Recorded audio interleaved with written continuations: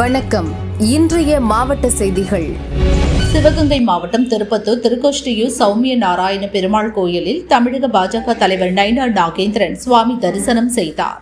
அதாவது என்ன பொறுத்த மட்டிலும் குற்றம் யார் செய்திருந்தாலும் அவர்கள் தண்டிக்கப்பட வேண்டும். யாராக இருந்தாலும் அதில் அன்றைக்கு நடந்தது என்ன என்பது உங்களுக்கு எல்லாம் தெரியும்.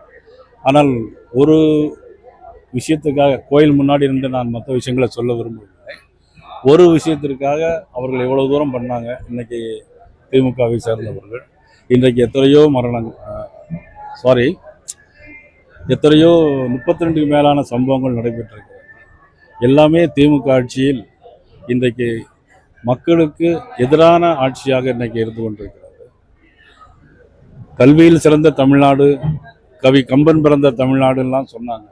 ஆனால் இன்னைக்கு தமிழகம் கஞ்சா நிறைந்த தமிழ்நாடாக மாறிவிட்டது. கத்தியும் அருவாளோடு பள்ளிக்கு செல்கின்ற மாணவர்கள் இருக்கின்ற ஒரு சூழ்நிலை ஏற்பட்டிருக்கிறது. வெகு விரைவில் பெருமாள் அனுகிரகத்தில் நல்லதே நடக்கிறது. சொன்ன அறிக்கை எல்லாமே மிக நல்ல அறிக்கை, வரவேற்கக்கூடிய அறிக்கை, மக்களுக்கு தேவையான ஒன்று தான் அவர் அறிவித்திருக்கிறார்கள். அது கூட்டணி கட்சி வந்து ஒவ்வொரு கட்சிகளுக்கும் ஒவ்வொரு தேர்தல் அறிக்கை தனித்தனியாக தயாரிப்பது வழக்கம்தான். அதை பற்றி நாங்கள் ஏற்கனவே கலந்து பேசிதான் அவர்கள் தனித்தேனால் அவங்களுக்கு சில கொள்கைகளுக்கு இருக்குது, எங்களுக்கு சில கொள்கைகள் இருக்கிறது. அது கொள்கைகள் மாறுபாடு இருந்தாலும் கூட்டணி என்கின்ற ஒரு அடிப்படையில் தமிழகத்தில் யார் ஆள வேண்டும் என்ற அடிப்படையில் தான் இருக்கிறார். ஆகவே அவர்களோட பேசித்தான் மதிப்பூர் அண்ணன் EPS அவர்கள் அந்த தேர்தல் அறிக்கை அறிவித்தார்கள். நாங்களும் தனியாக தேர்தல் அறிக்கை அறிவிக்க இருக்கிறோம். ஆக 2 பேருக்கு பொதுவான தேர்தல் அறிக்கைகளும் வரும், கொள்கை சம்பந்தப்பட்ட விஷயங்களும் வரும்.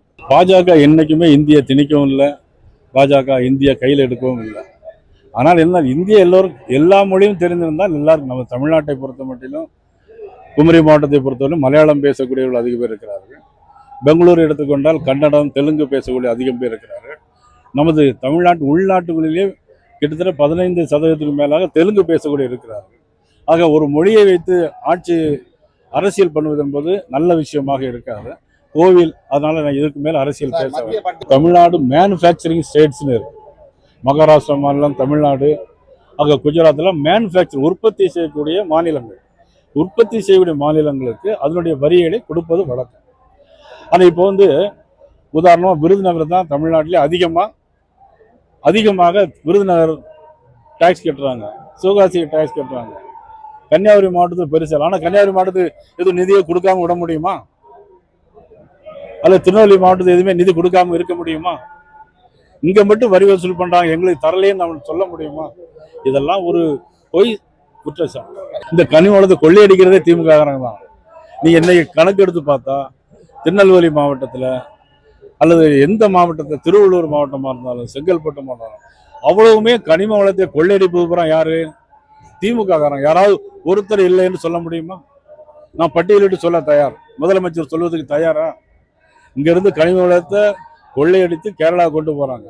கேரளாவில் எல்லா வேஸ்ட் மருந்து கழிவுப் பொருட்கள் எல்லாம் எடுத்துக்கொண்டு தமிழ்நாட்டில் வந்து கொட்டுறாங்க. நம்ம முதலமைச்சருக்கு வேண்டிய நண்பர் தான் கேரளாவில் முதலமைச்சராக இருக்கார். ஆனால் அவர் இங்கிருந்து நல்ல பொருட்கள் எடுத்துட்டு கழிவு பொருட்கள், மருந்து பொருட்கள் இருக்குல்ல, ஊசி அதெல்லாம் போட்டு எல்லாம் கழிவு பொருட்கள் பூரா தமிழ்நாட்டுக்கு கொடுங்க. இதை முதலமைச்சர் நிப்பாட்ட சொல்லுங்க. சென்னை மதுரவாயில் பாலகிருஷ்ண நகரை சேர்ந்தவர் காளீஸ்வரன், வயது 39. இவர் ஒரு தனியார் நிறுவனத்தில் கலெக்ஷன் ஏஜென்டாக பணிபுரிகிறார். நேற்று மாலை மதுரவாயிலில் இருந்து நேர்குன்றம் CTN நகர் ரோட்டில் சென்று கொண்டிருந்த போது ரோட்டோரம் கவர் ஒன்று கிடந்தது. அதனை எடுத்து பார்த்தபோது அதில் 53,700 ரூபாய் இருந்தது. அக்கம் பக்கத்தில் இருந்தவர்களிடம் காளீஸ்வரன் விசாரித்தார். அங்கிருந்தவர்கள் தெரியாது என கூறவே மதுரவாயில் போலீசில் அந்த பணத்தை காளீஸ்வரன் கொடுத்தார். அந்த பகுதி கோயம்பேடு போலீஸ் ஸ்டேஷன் லிமிட்டில் வருவதாக போலீசார் தெரிவித்தனர். உடனடியாக கோயம்பேடு போலீசில் காளீஸ்வரன் ஒப்படைத்தார். ரோட்டில் கிடைத்த பணத்திற்கு ஆசைப்படாமல் நேர்மையாக போலீஸ் ஸ்டேஷனில் ஒப்படைத்த காளீஸ்வரனை போலீசார் மற்றும் பொதுமக்கள் பாராட்டினர்.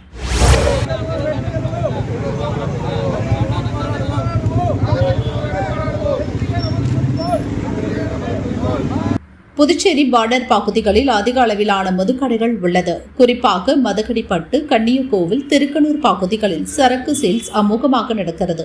அந்த லிஸ்டில் ஆலங்குப்பம் பகுதியில் ரெஸ்டோ பார் உள்ளது.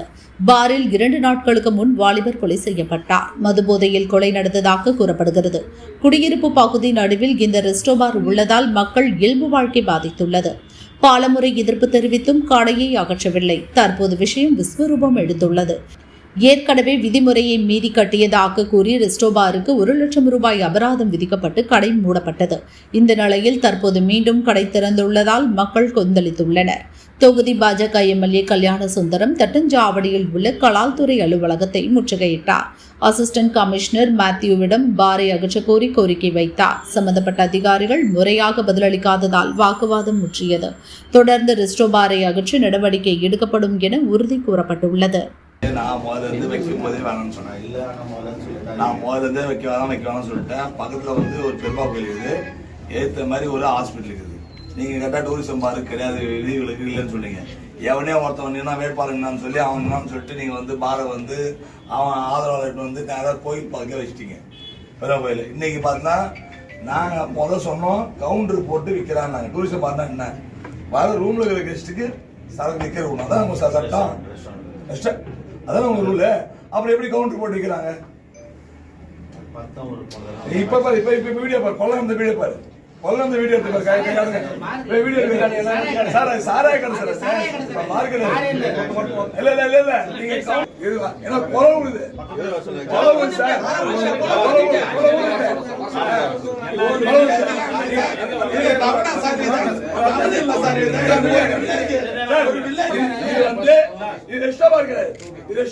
நான் முதல்ல கவுண்டர் வைக்கும்போது சொன்னேன், நீங்க ஒன்னே போய் சீல் வச்சுங்க. திரும்பி யார் சொல்லி தருகிறீங்க? நாங்க முதலமைச்சர் சொன்னோம், தெரியாம கையெழுத்து போட்டோமா முதலமைச்சர் சொன்னாரு. எனக்கு தெரியாதுப்பா. 2வது ஒரு பூஜைக்கு வந்தாரு, 3 கோடி ரூபாய் பூஜைக்கு வரும்போது சொன்னாரு, நான் தெரியாம போட்டேன், இது கோயில் பக்கத்தையும் தெரியாது. யாரும் சொன்னது ஏரிக்கார வரணும் பாரு ஊர்ல வச்சுங்க வேணா சொல்ல ஏரிக்கார வைங்க. நாங்களும் சொல்றோம் அங்க வச்ச பாரு மூட்டிங்க, அங்க 2 பாரு இருக்குது. நீங்க ஏரிக்கார சார் குடிக்க போறவங்க எங்க ஒண்ணா குடிப்பாங்க சார், எங்க ஒண்ணா குடிப்பாங்க சார். இங்க நாங்க மக்கள், நாங்க குடும்பங்கள் ஊர் சார். இது எங்க பொம்பளை புள்ள வச்சுக்கிறோம், நாங்க எங்க போக முடியும்?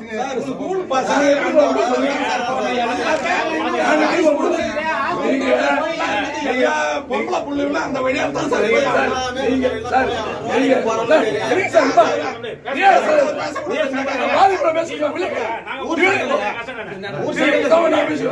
இல்ல நீ குடும்பம் கஷ்டமா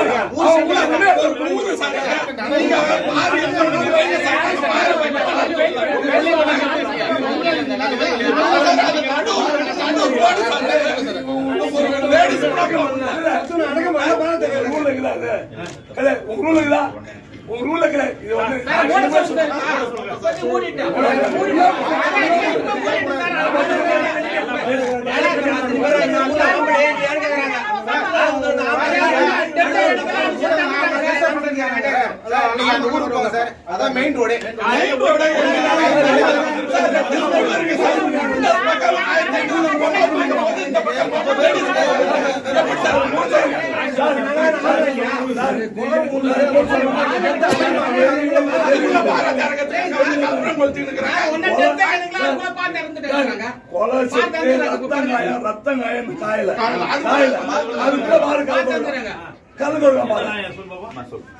இமிடியேட்டா க்ளோஸ் பண்ணோம். தொடக்கவே கூட சொல்லிட்டேன், இதான் அவங்க சொல்லிட்டேன் லாஸ்ட். நாங்க அடுத்த வாரம் சும்மா பேச மாட்டோம்.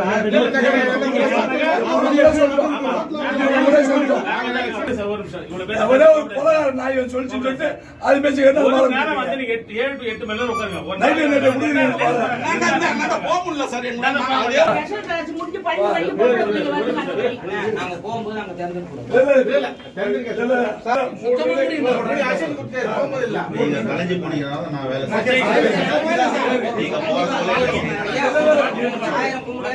ஆயிரம் கும்பிடு போடுறேன். ஆனா நாங்க போயிடுறோம். நீங்க என்ன பண்றீங்கன்னா எங்களுடைய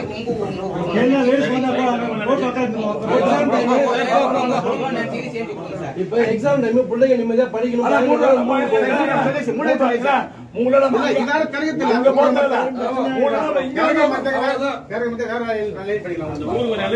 நேற்று முந்தின நாள் பாத்தீங்கன்னா ஒரு கொலை நடந்திருக்குது. அதில் எங்கள் பகுதியில் இருக்கின்ற காலாப்பட்டு தொகுதிக்குட்பட்ட ஆலவம் பகுதியில் இருக்கின்ற பாரை 3 சொல்லி எக்ஸைஸ் கமிஷனர்கிட்ட நாங்கள் மனு கொடுத்தோம். அவர்கிட்ட உடனடியாக மூடுறேன்னு சொல்லி உத்தரவாதம் கொடுத்தனால நாங்கள் இன்றைக்கி கலைஞ்சி செல்கிறோம். அப்படி அதை பாரை வந்து உடனே மூடனா மீண்டும் வந்து ஆலங்குளத்துக்கிற பகுதியில் இருக்கிற மக்களை கூப்பிட்டு வந்து இங்கே மிகப்பெரிய முற்றுகை போராட்டம் நடத்துவோம். ரெஸ்டோ பார் என்ற பேரில் அவங்க கடை நடத்துகிறாங்க. அதாவது நார்மல் பார் சாராய கடை மாதிரி நடத்துகிறாங்க. அது மாதிரி இல்லாமல் வர கஸ்டமருக்கு மட்டும் கொடுக்கணுன்னா இந்த மாதிரி பிரச்சனைலாம் வராது. அங்கே உட்காந்து டூரிஸ்ட்டுக்கு ரூம் கஸ்டமருக்கு தரல. இவங்க எல்லாமே பார்த்தீங்கன்னா இந்த ரீட்டைல் கவுண்டர் மாதிரி வியாபாரம் பண்ணுறாங்க. இதை மாண்புமிகு முதலமைச்சர் வந்து இது மேலே நடவடிக்கை எடுக்கணும்.